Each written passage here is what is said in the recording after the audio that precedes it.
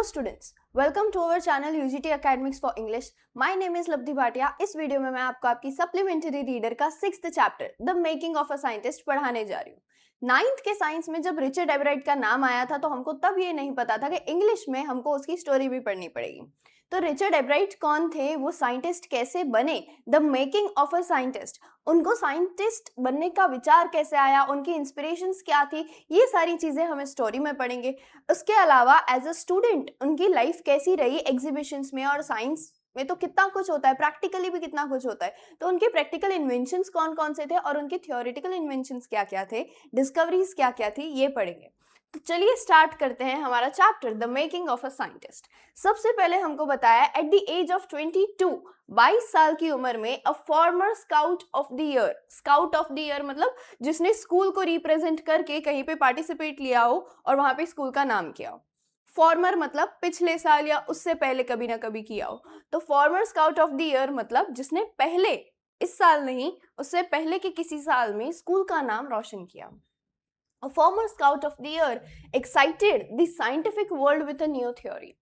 पूरा वर्ल्ड जो है उसमें साइंस लवर्स जितने भी हैं, साइंटिफिक वर्ल्ड जो है पूरा, उनको एकदम से एक्साइट कर दिया था अपनी न्यू थ्योरी पब्लिश करके। वो उस टाइम पे 22 साल के थे और उनकी थ्योरी थी हाउ सेल्स वर्क, जैसा हम 9th स्टैंडर्ड में साइंस में पढ़ चुके हैं, बिल्कुल वैसे।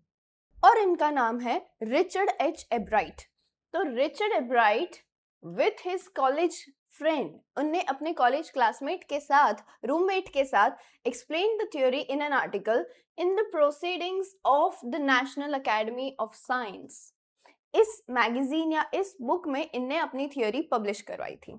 It was the first time that this important scientific journal, ये जो जर्नल की बात हो रही है, had ever published the work of college students. पहली बार ऐसा हो रहा था कि proceedings of national academy of science में किसी कॉलेज स्टूडेंट की कोई डिस्कवरी आई हो और वो पब्लिश भी हो गई हो, वो इतनी प्योर हो। अच्छा, in sports that would be like making the big leagues at the age of 15। Sports की लैंग्वेज में अगर बोलने जाए तो एक 15 साल का जब कोई बिगिनर आता है और वो अच्छे नेशनल इंटरनेशनल लेवल तक पहुंच जाता है किसी भी स्पोर्ट्स में, वैसी बात हो गई है। और उसको ऐसा बोला गया है एक कहावत यूज करके, hitting a home run your first time at bat. कौन सी गेम के बारे में यहाँ पे बात हो रही है यहाँ पे? और स्पोर्ट्स में ही बेसबॉल की लैंग्वेज में अगर बात करने जाएं तो hitting a home run your first time at bat, मतलब पहली बार ही जब खेलने गए हैं, फर्स्ट गेम में ही हमने कुछ बहुत अच्छा स्कोर कर लिया हो, वैसी बात है। For Richard एब्राइट it was the first in a long string of achievements, एक लंबी दूरी उसके अचीवमेंट्स की जिसमें पहली गांठ बन रही थी, और जितनी जितनी बार उनकी अचीवमेंट्स होंगी उतनी उतनी बार वहां पे मार्क किया जाएगा। तो उस लंबी सी लाइन में ये पहला अचीवमेंट था जब उनकी ये थियोरी पब्लिश हुई हो। And it all started with butterflies, और ये सब कुछ शुरू हुआ बटरफ्लाइज की वजह से।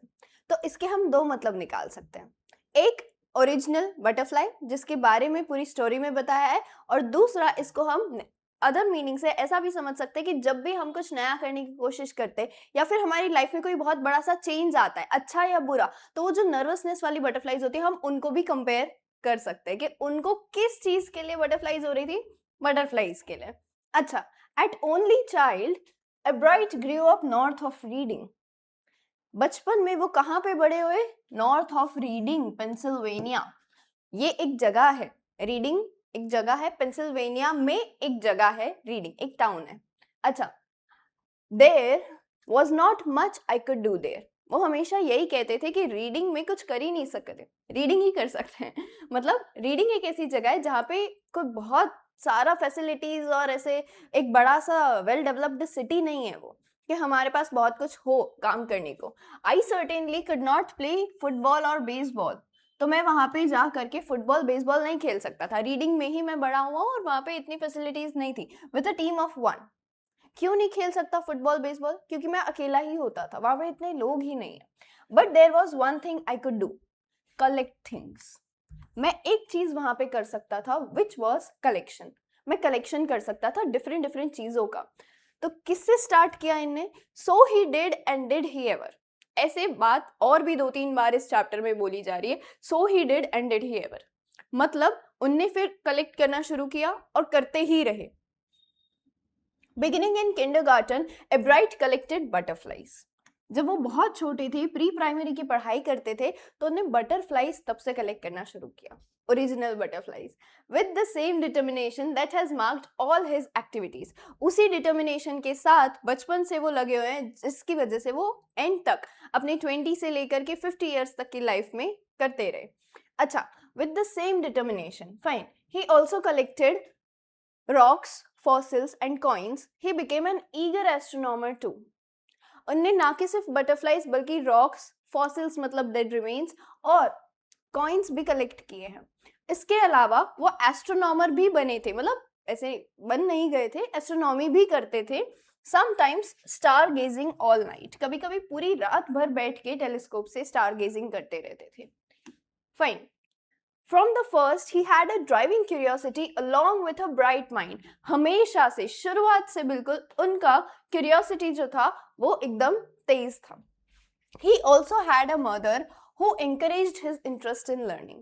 उनकी ममा, वो भी उनको हमेशा कुछ ना कुछ सीखने या डिस्कवर करने के बारे में इंस्पायर करती रहती थी। She took him on trips, वो उनको ट्रिप्स पे ले जाती थी। Bought him telescopes, microscopes, cameras, mounting materials and other equipments. उसके इंटरेस्ट की सारी चीजें उसको लेकर के दी थी, टेलीस्कोप, माइक्रोस्कोप, कैमरा, जो भी उनको चाहिए था वो सब कुछ, and helped him in many other ways. और भी कोशिश करती रहती थी कि कैसे इनका इंटरेस्ट हमेशा ऐसी चीजों में लगा रहे, अपार्ट फ्रॉम स्टडीज इनोवेशन आए, थोड़ा माइंड फ्री रहे, ब्राइट रहे। I was his only companion until he started school. जैसी जगह हमको पता चली है कि अगर स्पोर्ट्स खेलना है तो एक ही जन की टीम होगी और एक ही साइड की टीम होगी, तो वैसी तो वो जगह थी। तो वो कहती हैं कि जब तक स्कूल शुरू नहीं हो गया, मेन स्कूल, प्रॉपर स्कूलिंग शुरू नहीं हो गया उनका, तब तक मैं ही उनकी दोस्त थी। मैं मतलब उनकी मदर, वो ऐसा कहती, हिज मदर से। उसके बाद कहती हैं, after that I would bring home friends for him. और उसके बाद उसके स्कूल के बच्चे या फिर आस पड़ोस के कुछ बच्चे, उनको मैं घर ले आती थी कि इसके साथ दोस्ती करो थोड़ी सी। But at night we just did things together. लेकिन रात में हमारा फैमिली टाइम रहता था, तो तब मदर और रिचर्ड दोनों साथ में टाइम स्पेंड करते थे। Richie was my whole life. वो कहती हैं कि रिचर्ड एब्राइट ही उनकी पूरी जिंदगी थे। After his father died when Richie was in 3rd grade. 3rd standard में आए रिचर्ड एब्राइट, उस टाइम पे उनके फादर की डेथ हो गई थी। उसके बाद उनकी मदर के लिए रिचर्ड ही सब कुछ थे, तो उनका बॉन्ड और क्लोज हो गया। उसके बाद हमको बता रहे हैं, she and her son spent almost every evening at the dining table. Almost हर शाम को वो लोग बैठते थे, साथ में बातें करते थे, डिस्कशंस करते थे किसी चीज पे।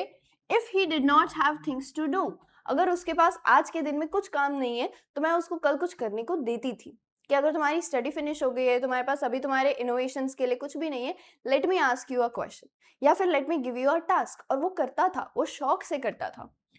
Not physical work but learning things, physical work नहीं, कुछ ना कुछ सीखने को मिले वैसा कोई काम देती थी। His mother said he liked it, he wanted to learn. और वो भी खुशी से करते थे कि मेरे पास अभी मेरा कोई काम नहीं है, तो मम्मा जो भी देंगी टास्क वो मैं कर लूंगा, जिसमें मेंटली शार्पनेस बढ़ती है। एंड लर्न ही डिड, जैसे पीछे लिखा था he did and did he ever, वैसे यहाँ लिखा है he wanted to learn and learn he did. और उसने किया भी क्या, उसने सीखा, उसने बहुत कुछ सीखा। He earned top grades in school. On everyday things, he was just like every other kid. Normal जिंदगी में तो वो बाकी बच्चों जैसे ही थे, कुछ अलग से जीनियस चाइल्ड नहीं थे वो, नॉर्मल, बस थोड़े से क्रिएटिव, जिनको अच्छा लगता था, जिनको एंथुजियाज्म था चीजों को ढूंढ निकालने में।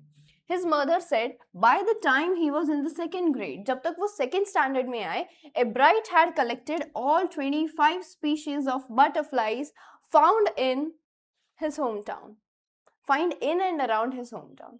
रीडिंग में, या फिर पूरे रीडिंग में कह सकते हैं हम, कि जहाँ पे वो रहते थे वहाँ पे 25 टाइप की बटरफ्लाइज अवेलेबल होती थी, या फिर वही हमेशा वॉन्डर करती रहती थी, और उनने वो 25 की 25 टाइप की बटरफ्लाइज पकड़ ली थी, रखते थे अपने पास कलेक्शन में।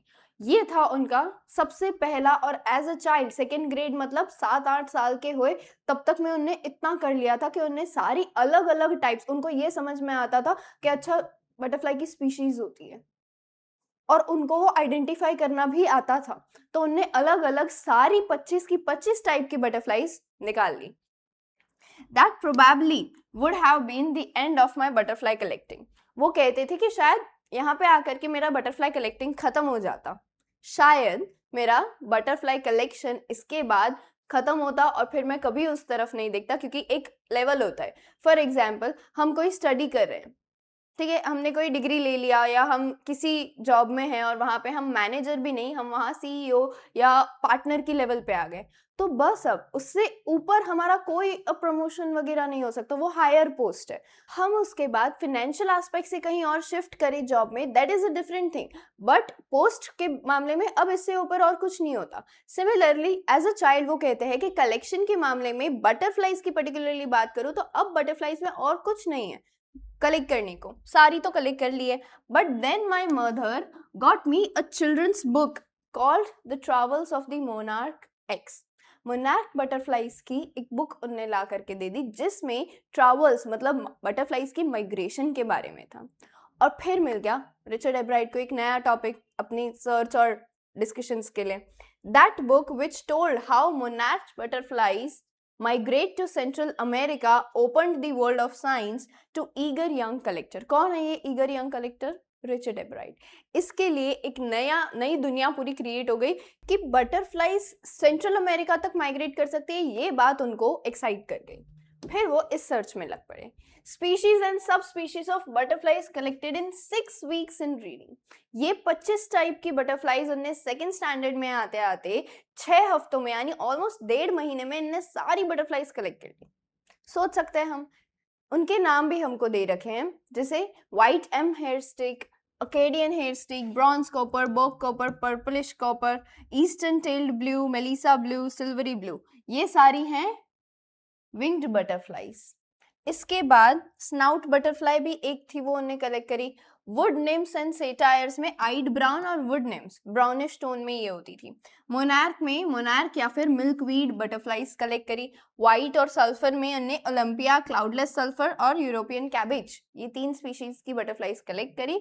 वही ब्रश फुटेड बटरफ्लाइज में ये थी। इसके बाद हमको बताया है at the end of the book, जब वो travels of monarch X book उनकी खत्म हुई, तब readers were invited to help study butterfly migrations.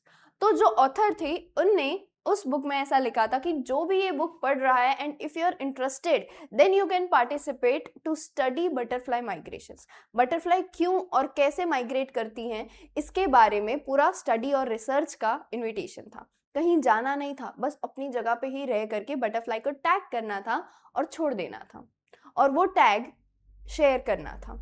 जैसे ही कहीं पे भी और वो टैग मिलता तो पता चलता कि अच्छा इनकी यहाँ से छोड़ी हुई बटरफ्लाई कहाँ जा करके मिली है, और पता चलता कि अच्छा कहाँ की बटरफ्लाइज कहाँ तक दूर दूर तक कहाँ तक माइग्रेट कर सकती हैं। They were asked to tag butterflies for research by Frederick A. Urquhart। Doctor Frederick A Urquhart एक बहुत इंपॉर्टेंट नाम है इनकी स्टोरी में, इनके द्वारा ये काम दिया गया था of the university of Toronto in Canada. ये कनाडा की टोरंटो यूनिवर्सिटी के थे faculty. Ebright's mother wrote to doctor Urquhart. Ebright की ममा ने उनको लेटर या मेल लिखा and soon Ebright was attaching light adhesive tags. और जल्द ही कुछ ही टाइम में एब्राइट को एक नया टास्क मिल गया कि वो बटरफ्लाइज को टैग कर करके छोड़ रहे थे। To the wings of monarch. Anyone who found a tagged butterfly were asked to send the tag to Dr. Urquhart। किसी को भी अगर ऐसी tagged butterfly मिलती थी तो उनको वो tag Dr. Urquhart को भेजना था। ये उनका टास्क था। The butterfly collecting season around reading lasts 6 weeks in late summer।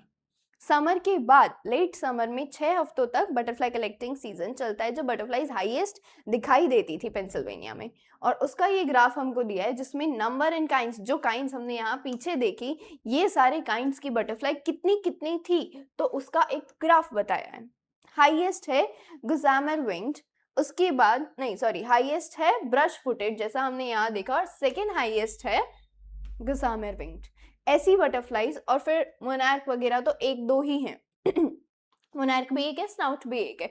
तो जो लिस्ट हमने पीछे देखी बस उसका एक ग्राफ हमको बुक में दे रखा है कि ऐसी बटरफ्लाइज वहां पे पाई जाती है पेंसिल्वेनिया के रीडिंग टाउन में, और उनको ऐसे टैग करके उनको ऐसे टैग करके हमको भेजना था। ये था रिचर्ड का न्यू टास्क और वो करते रहे। If you are going to chase them one by one, you won't catch very many. अगर एक एक करके बटरफ्लाई के पीछे भागते रहोगे कि कहाँ कहाँ तक जा रही है मैं देखता हूँ, तो नहीं हो पाएगा. The next step for Hebride was to raise a flock of butterflies. He would catch a female monarch. तो उनके लिए अगला टास्क ये था कि मैं एक एक बटरफ्लाई के पीछे कहाँ तक भागूं, और करा तो बहुत सारी बटरफ्लाईज में टैग है, तो कहाँ कहाँ जाऊं, मेरे पास कहाँ इतने सारे लोग हैं.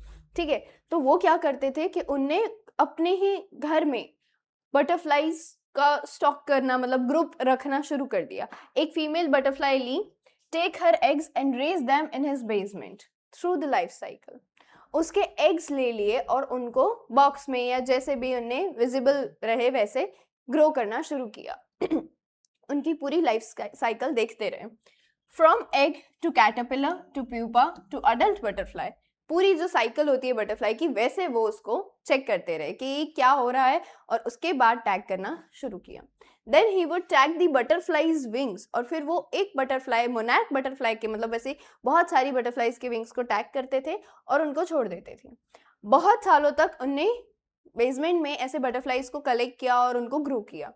Was home to thousands of monarchs in different stages of development. किसी बॉक्स में छोटी हैं, किसी बॉक्स में बड़ी हैं, ऐसा उन्होंने पूरा बहुत सालों तक किया. Eventually, I began to lose interest in tagging butterflies. धीरे रहे, वो कहते हैं, ये उनके शब्द है, धीरे रह करके उनको बटरफ्लाईज को टैग करने में इंटरेस्ट खोने लग गया, क्योंकि कुछ डिस्कवरी हो ही नहीं पा रही थी. इट्स टेडियस, एक तो थक जाते हैं, and there is not much feedback, और कुछ रिजल्ट नहीं मिल पा रहा है, नहीं चेक कर पा रहे कि मेरी टैग की हुई बटरफ्लाई कहाँ तक जा रही है. In all the time I did it, हंस के कहते हैं, only 2 butterflies I had tagged were recaptured. मैंने इतनी सारी बटरफ्लाईज को टैग किया और इतनी सालों में सिर्फ 2 बटरफ्लाईज मिली, वो भी they were not more than 75 miles from where I lived. और मेरे घर से 75 माइल्स दूर, मतलब हार्डली 100 to 150 किलोमीटर तक ही पाई गई, वो भी ज्यादा दूर नहीं गई थी. मतलब एक शहर से दूसरे शहर, तीसरे शहर तक पहुंची थी मुश्किल, उससे ज्यादा दूर नहीं गई थी. तो उनको थोड़ा बोरिंग लगने लगा था. अच्छा, यहाँ तक हमको समझ में आया कि रिचर्ड एब्राइट को एज अ चाइल्ड सबसे पहला इंटरेस्ट साइंस के वर्ल्ड में लगा बटरफ्लाईज से. फिर वो थोड़ी एस्ट्रोनॉमी भी कर चुके थे, रॉक, सॉइल, कॉइन्स, ये सारी चीजें भी कलेक्ट कर चुके थे. तो चलिए देखते हैं कि हमारे रेड एंड फाउंड आउट में क्या क्वेश्चंस हैं. How did a book became a turning point in Richard Ebright's life.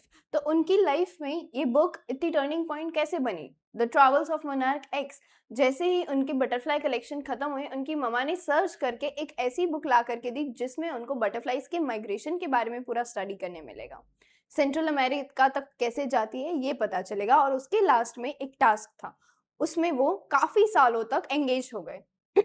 How did his mother help him. और उनकी ममा ने उनको कैसे हेल्प किया. तो through out his life, through out his academic life, हम सब कुछ लिखेंगे कि वो उनको इंस्पायर करती थी, उनको कुछ इंस्ट्रूमेंट्स ला करके देती थी जो भी उनको रिक्वायर्ड हो, या फिर जो उन्हें लगे, उनकी ममा को लगे कि वो काम के हैं या इससे रिचर्ड का क्रिएटिविटी बढ़ेगा, तो वो वैसी चीजें करती थी. Then in the 7th grade he got a hint of what real science is. उनको 7th स्टैंडर्ड में आके एक्चुअल हिंट मिला कि रियल साइंटिफिक वर्ल्ड कैसा होता है. और कब पता चला, when he entered a county science fair. Inter school या इंट्रा स्कूल साइंस एग्जीबिशंस होते हैं, वहां पे उन्होंने एंटर किया. And lost. It was really a sad feeling to sit there and not get anything while everybody else had won something.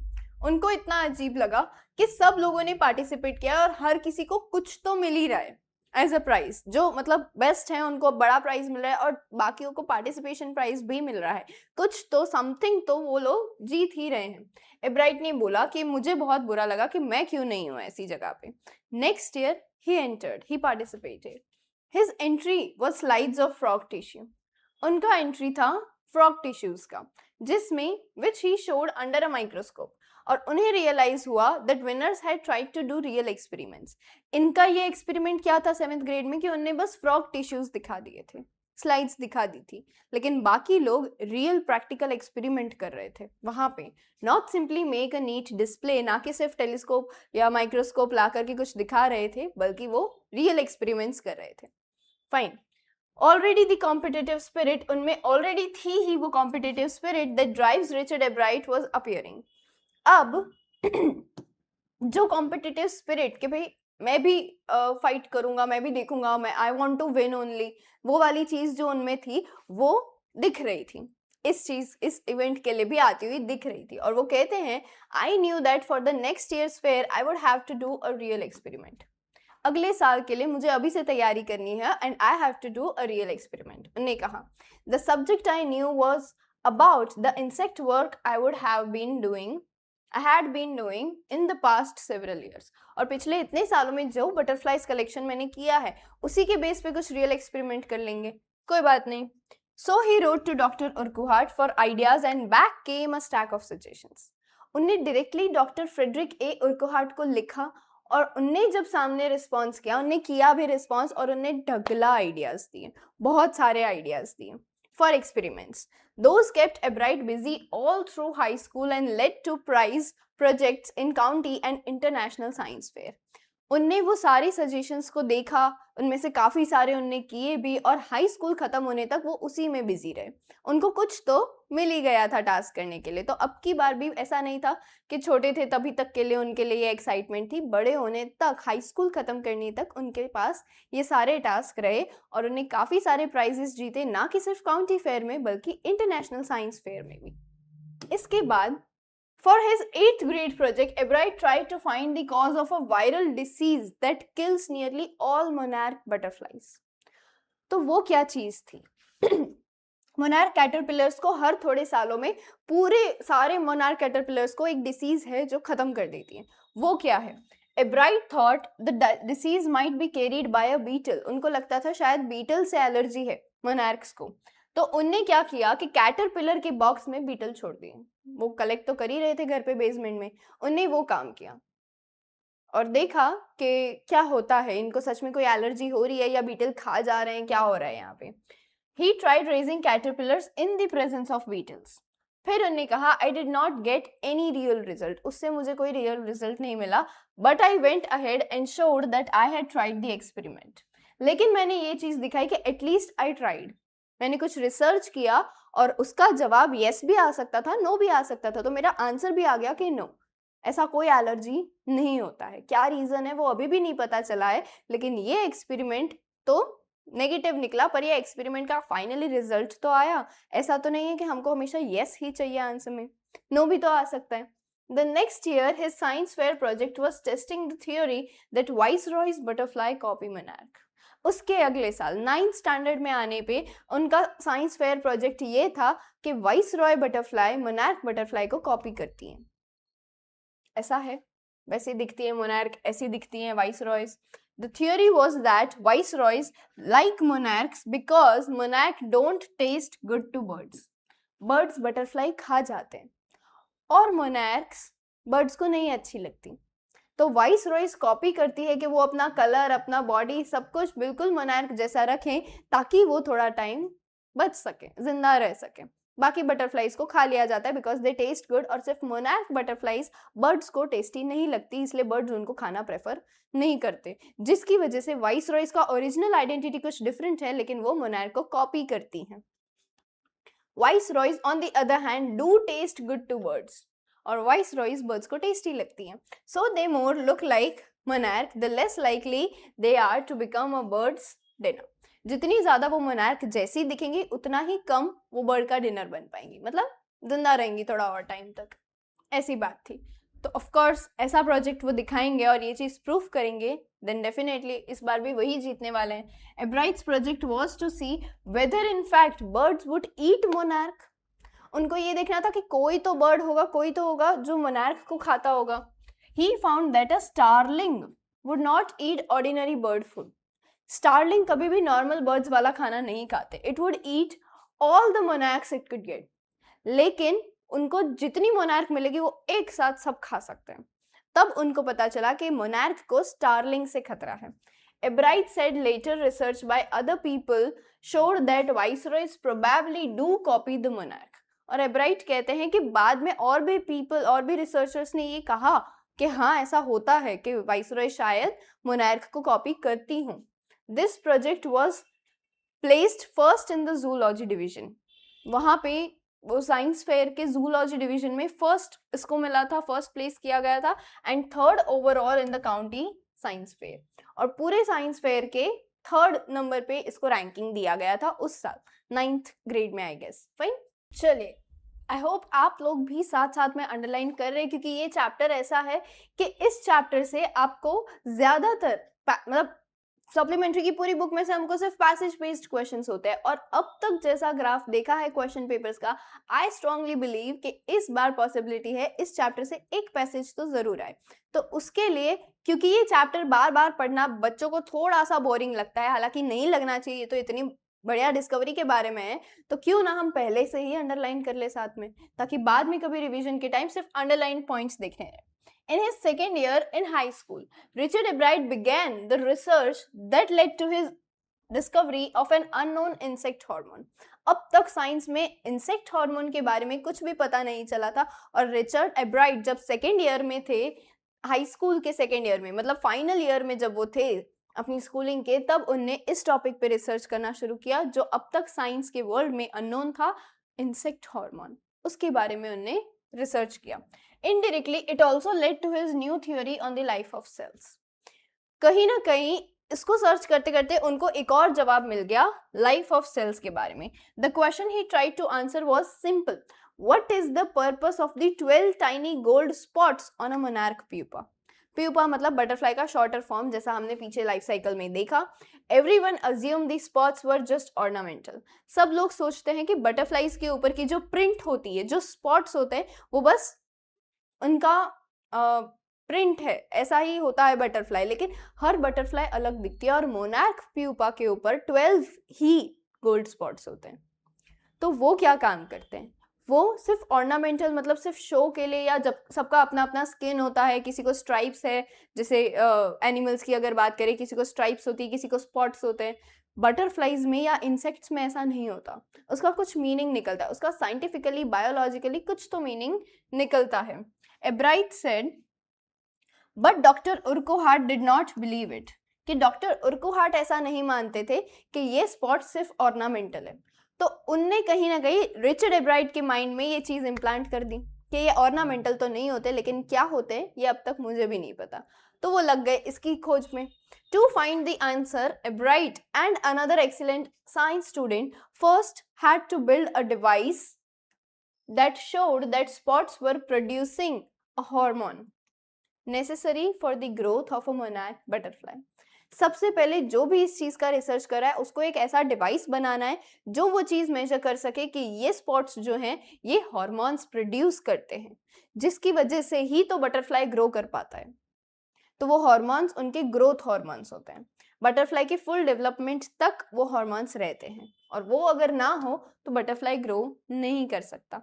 अच्छा, अगर उसके हार्मोन्स निकाल लिए जाए और उसको एक्सटर्नली अगर वो गोल्ड स्पॉट्स दिए जाए, तब भी वो ग्रो कर सकता है कि नहीं, ये बात हमको आगे बताइए। This project one एब्राइट first place in the county fair. पिछली बार जो वो ओवरऑल काउंटी फेयर में थर्ड आए थे और जूलॉजी डिवीजन में फर्स्ट आए थे, इस बार पूरे साइंस फेयर में वो फर्स्ट आए। And entry into the international science and engineering fair, इसकी वजह से international science and engineering fair में भी उनको एंट्री मिल गई। वहां पे उनने जूलॉजी में थर्ड प्लेस जीता। He also got a chance to work during the summer at the entomology laboratory of the Walter Reed Army Institute of Research. वहां पे भी उनने समर में काम किया और रिसर्च में आगे बढ़े। आगे बता रहे हैं as a high school junior, high school में जब वो जूनियर स्टैंडर्ड में थे, मतलब 10th के बाद जैसे 11th 12th अपना हाई स्कूल कहलाता है, तो उसका जूनियर वाला यानी 11th प्रोबेबली वहां की स्टडीज के अनुसार, Richard एब्राइट continued his advanced experiments on the monarch pupa, और उनने फिर मोनार्क प्यूपा के बारे में हाई लेवल के रिसर्च करने लगे। That year his project one first place at the international science fair. उस बार वो सिर्फ जूलॉजी डिवीजन में थर्ड नहीं आए थे, इस बार वो ओवरऑल इंटरनेशनल साइंस फेयर में फर्स्ट आए थे। And gave him another chance to work in the army laboratory during the summer. फिर से इस साल वो समर में उस लेबोरेटरी में रिसर्च के लिए गए थे, समर कैंप टाइप का something. In his senior year he went a step further, और सीनियर ईयर में वो एक और स्टेप आगे बढ़े।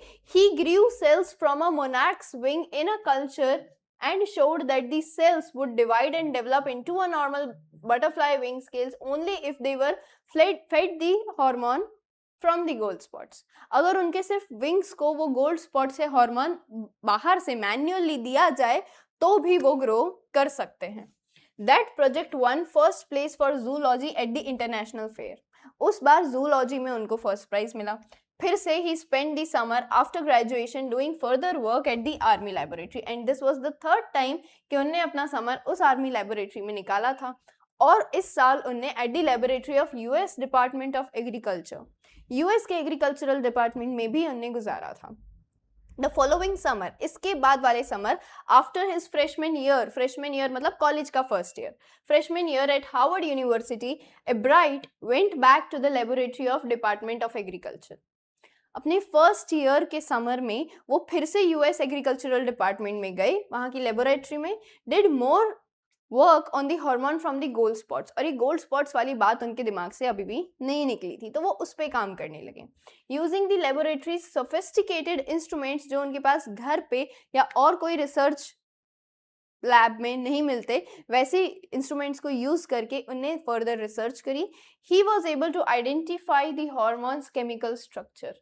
और अपना जो भी एलिमेंट्री टेबल के नाम और नंबर्स के अनुसार, मॉलिक्यूल्स के अनुसार अपने जो एक केमिकल फॉर्मूला निकालते हैं, एक कंपाउंड निकालते हैं हर चीज का, वो उनको मिला उस हार्मोन का, कि हार्मोन का केमिकल फॉर्मूला क्या है. आगे बढ़ने से पहले ये जान लेते हैं कि यूजीटी ने वॉरियर बैच लाई है जिसमें मैथ, साइंस, इंग्लिश और एसएसटी के सब चैप्टर्स के डिटेल्ड एक्सप्लेनेशंस रिकॉर्डेड लेक्चर्स के रूप में और हैंड रिटन नोट्स मिल जाएंगे. इसके अलावा आपके रेगुलर टेस्ट लिए जाएंगे जिससे आपका अंडरस्टैंडिंग लेवल और परफॉर्मेंस लेवल की जानकारी हो. ये 4 सब्जेक्ट्स की पूरे साल की कमिटमेंट आपको सिर्फ 2999 रुपीज़ में अवेलेबल होगी, जो कि आप प्ले स्टोर पे यूजीटी और ऐप स्टोर पे मतलब आईफोन यूजर्स के लिए माई इंस्टीट्यूट नाम के एप्लीकेशन में देख सकते हैं. और फर्दर डिटेल्स की क्वेरीज अगर हैं तो आप स्क्रीन पे दिए नंबर पे कॉल भी कर सकते हैं. A year and a half later, फिर 2-3 साल हुए जब उनको कॉलेज में, during his junior year, Ebright got the idea for his new theory about cell life. It came while he was looking at X-ray photos of the chemical structure of a hormone. वो उस hormone का chemical structure का x ray जब ढूंढ रहे थे, निकाल रहे थे एक्चुअली, तब उनको एक और रिसर्च का आंसर मिल गया. When he saw those photos, Ebright didn't shout eureka और हुर्रे. उनने यूरेका मतलब यस हुर्रे हुर्रे ऐसा नहीं चिल्लाया. और even I have got it, उन्हें ये भी नहीं चिल्लाया कि अरे मैंने कर दिखाया. But he believed that along with his findings about insect hormone, the photos gave him the answer to one of the most toughest या complex biology puzzles. उनको इंसेक्ट हार्मोन पे रिसर्च करते करते पूरी बायोलॉजी का एक सबसे इंपॉर्टेंट पजल का सॉल्यूशन मिल गया था. How the cell can read the blueprint of its DNA. Cell का डीएनए क्या है, वो सेल कैसे निकाल लेता है, कैसे पता चलता है, सेल से कैसे पता चल जाता है. DNA is the substance in the nucleus of a cell that controls heredity. हमारे सेल के न्यूक्लियस में एक पार्ट है जो हमारी हेरिडिटी को कंट्रोल करता है, उसको कहते हैं DNA. It determines the form and function of the cell. और वो सेल क्या काम करता है वो भी डीएनए से पता चलता है. दस DNA is the blueprint for life. और हमारी जिंदा होने की वजह या हमारे जिंदगी की ब्लूप्रिंट डीएनए है. ये बात उसको तब पता चली और हमको भी उन्हीं ने बताई थी. Ebright and his college roommate James R Wong, उनकी कॉलेज रूममेट की जो 22 इयर्स वाले की बात हुई थी उसके बारे में हमको बताया. उसका नाम है जेम्स आर वोंग. उन दोनों ने मिलके worked all that night drawing pictures and constructing plastic models of molecules to show how it could happen. और ये चीज शो करने के लिए प्लास्टिक मॉडल्स जैसे बनते हैं वो बनाने की कोशिश की. Together they later wrote the paper that explained the theory. और दोनों ने मिल करके पूरी थियोरी बनाई थी, दोनों ने रिटन वो थियोरी को किया. Then they say surprisingly no one who knew him, Richard Ebright graduated from Harvard with highest honors. पूरी कॉलेज में कोई नहीं जानता था कि रिचर्ड एब्राइट कौन है. और कॉलेज खत्म होने तक ये जो काम किया था उन्हें, ये जो पब्लिशिंग किया था उन्हें, इसकी वजह से पूरी कॉलेज में ग्रेजुएशन के टाइम पे उनको ऑनर दिया गया था. Second in his class of 1510. 1500 बच्चों की क्लास में सेकंड रैंक लाए थे। ये रिसर्च की वजह से उनकी स्टडी बिल्कुल भी कॉम्प्रोमाइज नहीं करते थे। Ebright went on to become a graduate student researcher, और जो स्टूडेंट्स ग्रेजुएट करते हैं फिर वो वही यूनिवर्सिटी में रिसर्चर भी बन जाते हैं, वैसा बनने की भी उनने ट्राई की at Harvard Medical School. There he began doing experiments to test his theory, और ये जो थ्योरी अभी उन्होंने बनाई थी जेम्स वॉन्ग के साथ, उसको टेस्ट करने की वहां पे कोशिश करते थे। If the theory proves correct, अगर ये थ्योरी सही हो जाती है, it will be a big step towards understanding the presence of life. तब हमको लाइफ की कुछ बातें क्लियर होंगी, क्लैरिटी मिलेगी और वो दुनिया को भी बता पाएंगे। It might also lead to new ideas for preventing some types of cancer and other diseases, और शायद इससे कैंसर और उसके जैसी ही और खतरनाक बीमारियों से बचने का भी हमको कोई उपाय मिल जाए। All of this is possible because of Ebright's scientific curiosity, और ये सब कुछ हो रहा है उनकी क्यूरियोसिटी की वजह से, जो बचपन से उनमें है और अब भी खत्म नहीं हो रही है।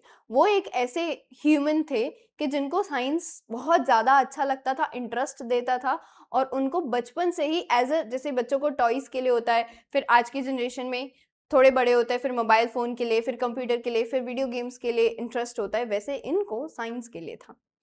Practically, his high school research into the purpose of the spots on a monarch pupa eventually led him to the theory about cell life, और मोनार्क प्यूपा से कब हट करके वो ह्यूमन या कोई भी सेल की लाइफ के बारे में आ गए, जिसकी डिस्कवरी आपको आपके 9th स्टैंडर्ड के साइंस में इस नाम से पता चली थी, वहां की बात आई। Richard Ebright has been interested in science since he first began collecting butterflies. जब वो 2-4 साल के थे और बटरफ्लाइज कलेक्ट करते थे, तब से उनको इंटरेस्ट था। But not so deeply that he hasn't time for other interest. लेकिन इतना भी साइंस में इंटरेस्ट नहीं था कि वो दूसरी चीजें भी बटरफ्लाइज के अलावा करें। अब बड़े हुए हैं, अब उनको समझ में आया कि अच्छा बटरफ्लाई के अलावा भी साइंस होता है, बहुत होता है। Ebright also became a champion debater and a public speaker and a good canoeist and a good photographer. All around outdoors person. He is also an expert photographer, particularly of nature and scientific exhibits. वो science के exhibits की बहुत बारीक और sophisticated photo खींचने में भी माहिर थे।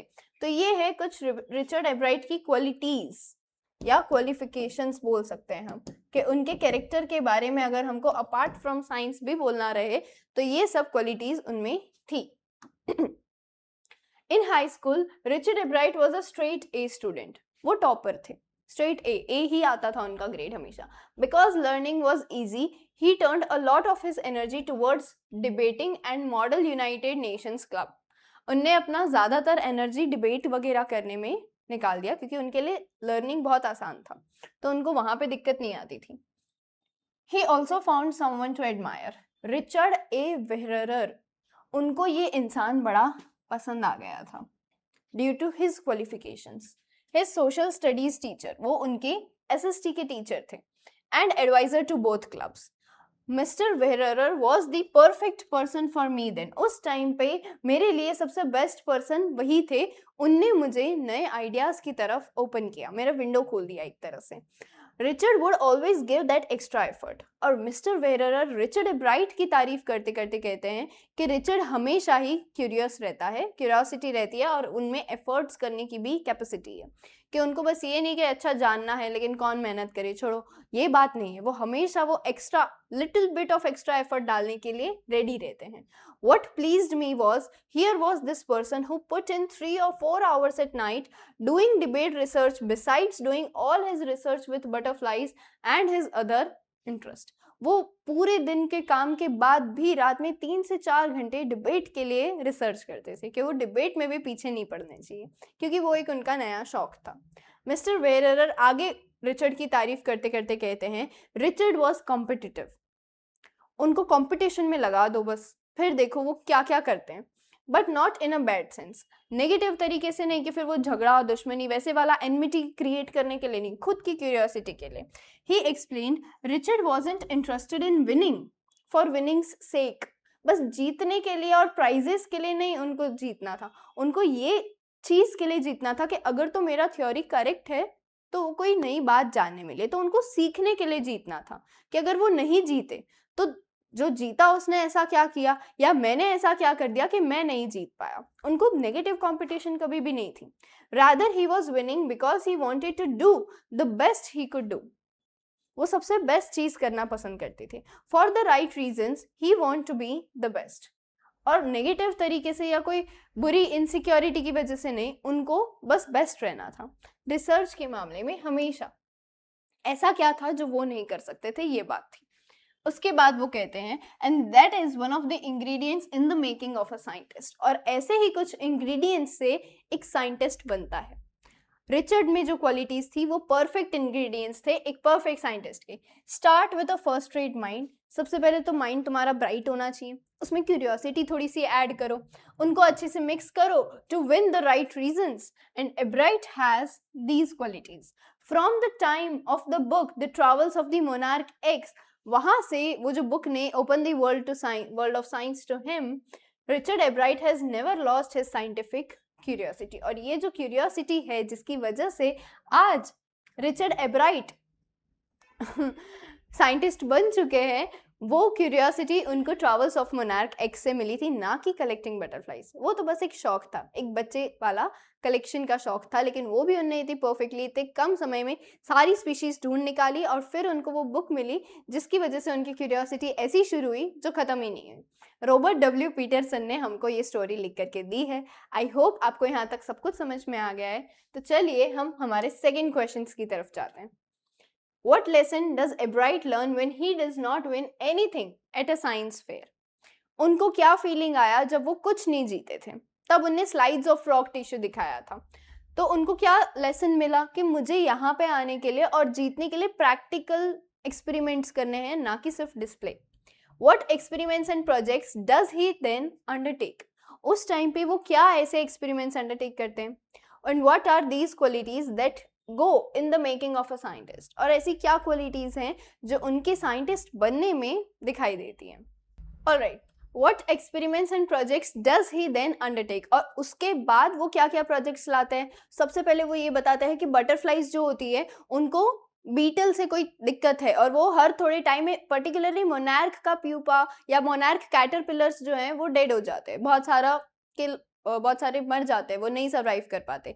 तो उसका आंसर उनका नेगेटिव आया था, वो एक एक्सपेरिमेंट था। उसके बाद उन्हें वो गोल्ड स्पॉट से हार्मोन वाला बताया, फिर उन्हें वाइसरॉय और मोनार्क का कॉपी केस बताया, ये सब बताया।